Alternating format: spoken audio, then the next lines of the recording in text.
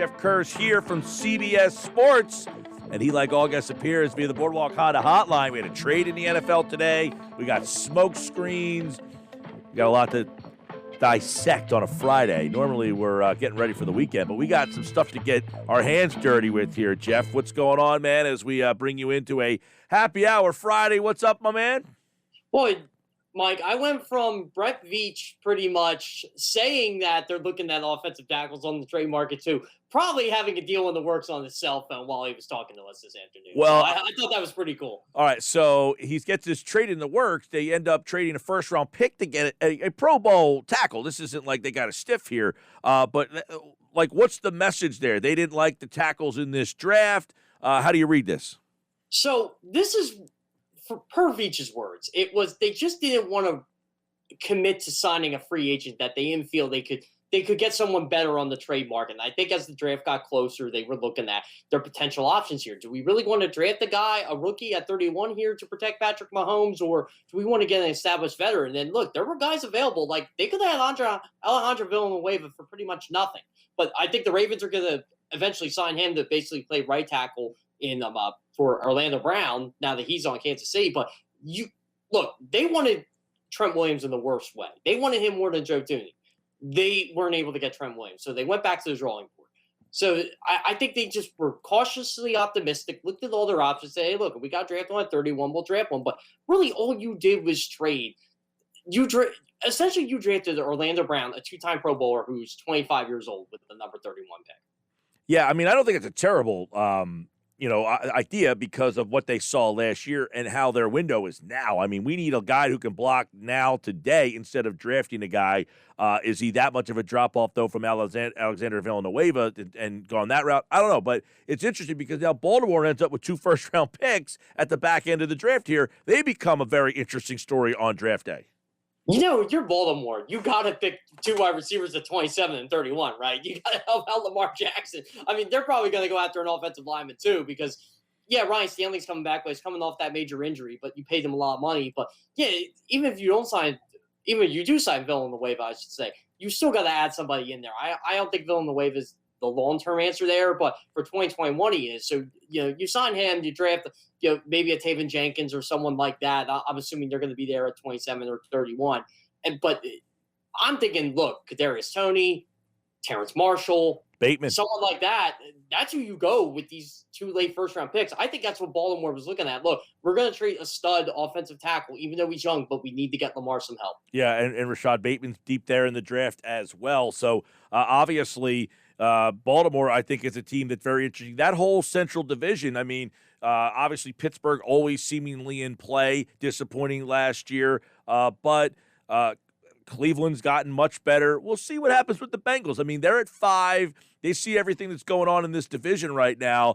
Do they want to try to keep up with everybody and get another weapon, or do they make the safe pick at number 5 and go Penei Sewell? I find them to be very interesting. But that division today with Baltimore and Pittsburgh always going at it, and Cleveland is now kind of everybody's chasing them. So I found that division got pretty interesting today. Yeah, I'll tell you what. Judging by my Twitter feed, it got pretty interesting when I put out an obscure Baker Mayfield stat, and Ravens fans were like, oh, but he's no Lamar, and, we got him at 32, and, it just went back and forth. Oh, Baker's been as far in the playoffs as Lamar has. I'm like, man, I love the AFC North. That division, they're just full of rivals there. But, yeah, you're right, Mike. It all depends what Pittsburgh's going to do. I have a feeling Pittsburgh should probably go defense, but they're going to need help, too. Like, Juju's only there for 1 year. They need help at running back. I would assume a guy like Najee Harris is going to be there for them at 24, but do you draft a running back that high, or what do you do in that situation? That's what I'm curious to see what Pittsburgh does, or maybe they trade up, maybe they could also trade back too and acquire more picks.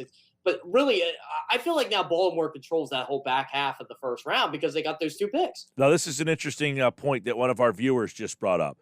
Hypothetical: if the Eagles lost to the Bengals instead of tying them, they would have had the 5th pick. Would they then have traded back? You know what? I don't think they trade back at 5 because I think they're a little scared that the Bengals might ruin this whole draft for them and draft Jamar Chase at 5. I actually had an interview with Devon Still yesterday. We were talking about who do you get? Do you get the stud wide receiver in Jamar Chase? Do you get Kyle Pitts, or do you get Penei Sewell? He goes, you got to protect that quarterback. You got to draft Penei Sewell. But But again, I also said to him, we don't know what the Bengals are going to do here. He said, I know, that's what's scary about it. Did you see Jeff Schwartz tweet today about the offensive line? 17. I did, yes. Right, and I'm thinking, if you're the Bengals, you got your quarterback already. Like, you don't have to have these absolute stud wide receivers. And like the point, like, that, the Eagles won the Super Bowl with the best offensive line in the league. Their receivers were just like Alshon Jeffrey was a good, solid guy. You wouldn't say Smith was a guy. Like, exactly. They replaced him. So I mean, if I'm the Bengals, there's no way I pass up on the offensive lineman if he's there, especially after I just drafted a quarterback who got lost half a season because of an ACL injury. But if the Eagles were at 5, I think they still trade back because they could have got Pitts or Chase at 6, and they traded back. Exactly, and that's the thing. I actually think the Eagles could trade up and get Chase or Pitt. I mean, really, there's 2 teams that are going to determine the Eagles draft. It's the Cincinnati Bengals and it's the Miami Dolphins. I think the Dolphins, if they have a choice between Kyle Pitts or Jamar Chase at 6, that's actually no matter who they get. I think the Eagles should trade up and just get whoever the Dolphins don't pick. And I mean, I think that's a dream scenario for Miami because I honestly think Miami's going to draft Jamar Chase no matter what. But if Kyle Pitts is on the board, he's the second best player in this draft. Yeah. You got to take him. I know they got Mike Gesicki, but you can have 2 tight ends there. But Brian Flores wants to run with that offense. That'd be perfect for that. So Jamar Chase is at 7. You got to think if you're the Eagles here, man, we got to find a way to trade Detroit, or we got to find a way to get to 8. Yeah, that Mike Gesicki, who, by the way, is from our area here, just a freak athlete, by the way. The guy could have played any. I saw him at Penn State. He was incredible there. Yeah, and in high school here, you should have saw him play basketball and volleyball, by the way. I mean, he was unbelievable. But you could have your setup of your Gronk and Aaron Hernandez with those 2 guys and run the offense that the Patriots ran. Why? Oh, by the way, Brian Flores was a Patriot coach. But if Pitts fell past 6 and starts to get into 7, 8, 9, I find it to be fascinating because of the Dallas murmurs that they're, infatuated with him. And he's one guy that if I think gets to 7, 8, or 9, which I don't know, but I think Philly may say, all right, I'll jump back up and try to get back and play there. And you're not going to give up much to do it. What do you give up? A 3rd round pick to move up? Maybe a 6? Okay, like you got 11 picks in this draft, and really after the 4th round, there's not much to brag about in terms of draft picks. No. Let me get your pick your brain on this. If Chicago's at 20 and wants to go to 12, Eagles can get another 1st round pick? I think I do it. I mean, if they do that, you're thinking, okay, maybe Rashad Bateman, if you want to go wide receiver. Maybe you're thinking Greg Newsome. Or here's a crazy one for you. All of a sudden, Elijah Vera Tucker's in play. Well, that's my thought is you move back to 15 with the Patriots. If they want the quarterback, or you go back to 20 with the Bears, now you're looking at Rashawn Slater maybe at 15, Vera Tucker at 20. What about even Caleb Farley if he starts falling down because of the back problems? He's the biggest enigma in this draft. I feel like he is just as good as J.C. Horn and Patrick Surtain, but we all know where he's going to go. He could go pick 31 or pick 32. Like, I could see the Ravens taking him if he's at 27 just because they can, and they know how to draft defensive players. Well, and Louis Riddick tweeted this out about an hour ago. He said a lot of gaps / missing information on many players in this draft that is making it very difficult for decision makers to feel certain about selecting them. What a wild ride we are on for this draft. Anticipate more trades, attempts to trade involving giving up picks in 2021 and trying to get picks for 2022 and beyond once we get into the 3rd round and onward. Because you got a guy like Gregory Rousseau who didn't play last year because of COVID. He opted out. He could be there at 12, 15, 20, in that range there. So the lack of information makes this thing a bigger crapshoot than ever before. Well, that's the other thing. Like, it made sense when Jamar Chase and Micah Parsons opted out. They knew at the very worst they were going to be a top 10 pick. And then Micah Parsons falls to 12 to the Eagles. Hallelujah. But again, it's not like Gregory Rousseau. You just don't know where he was going to fall in this draft. But by the way, Mike, here's an interesting one for you. Travis Etienne is in Philly. I'm a little interested about that one. Like, I saw in his Instagram story. That's not a 1st round pick, though, right?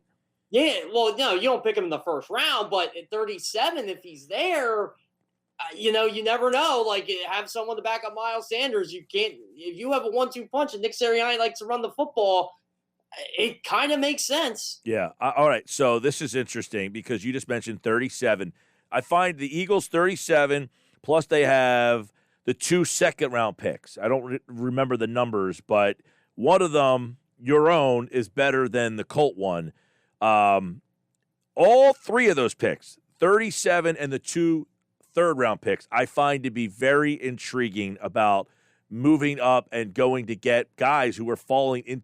Like, I feel there's a huge opportunity to get back into the first round because they have 3 picks between 37 and I think it's 80.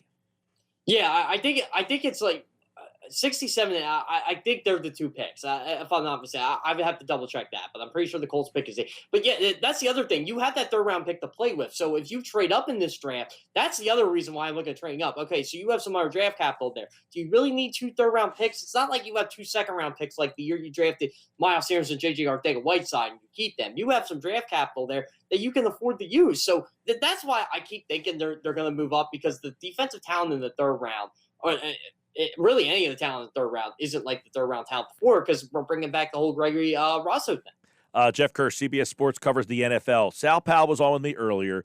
He's and said, the feeling I get from people I talk to in the NovaCare is, 1, they feel they can compete in the division this year. They're not that far away. And 2, they want to compete this year, but they don't want to take shortcuts. So they don't want to get a free agent, a Band-Aid. They want to do it with the guys that are here, but they feel like, in other words, getting the offensive line back. We feel like the quarterback play is going to be more competent. And so Jalen Hurts is a starter, right? There's no question about that. Come on. And I thought the comment Roseman made on Wednesday plays with that comment is, we took players in the draft last year and the year before, and we didn't think the coaching staff got enough out of them. Yeah, that's what it sounded like. They threw Doug Pearson, Jim Schwartz under the bus a little bit. Like, we took players that we felt were good. And look, I think this is their last lifeline in the sense, like, okay, we hired this football guy. We hired this guy that's going to maximize the talent that we have. Look, I never thought Sidney Jones and Rasul Douglas were that bad.